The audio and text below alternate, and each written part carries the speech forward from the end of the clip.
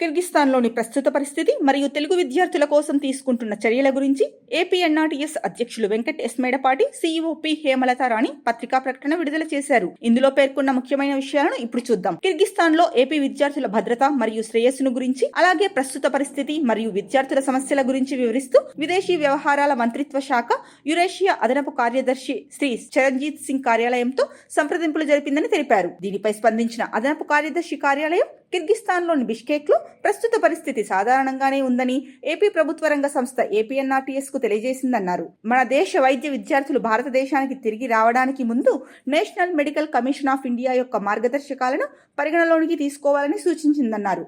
కిర్గిస్థాన్లోని AP విద్యార్థులు మరియు వారి తల్లిదండ్రుల నుండి వస్తున్న అభ్యర్థనలను విదేశీ వ్యవహారాల మంత్రిత్వ శాఖకు వివరిస్తూ త్వరితగతిన విద్యార్థులను స్వదేశానికి రప్పించే అవకాశాల గురించి ఏపీఎన్ఆర్టీఎస్ ఆరా తీసిందన్నారు.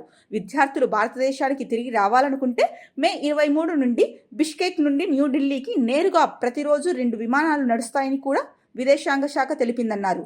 అత్యవసర సహాయం కోసం భారతీయ తెలుగు విద్యార్థులు బిష్కేక్లోని భారత రాయబార కార్యాలయం వారి హెల్ప్ లైన్ నెంబర్ 05557100041, అలాగే ఏపీఎన్ఆర్టీఎస్ 24/7 హెల్ప్ లైన్ నెంబర్లు 918632340678, 918500027678ను సంప్రదించగలరు.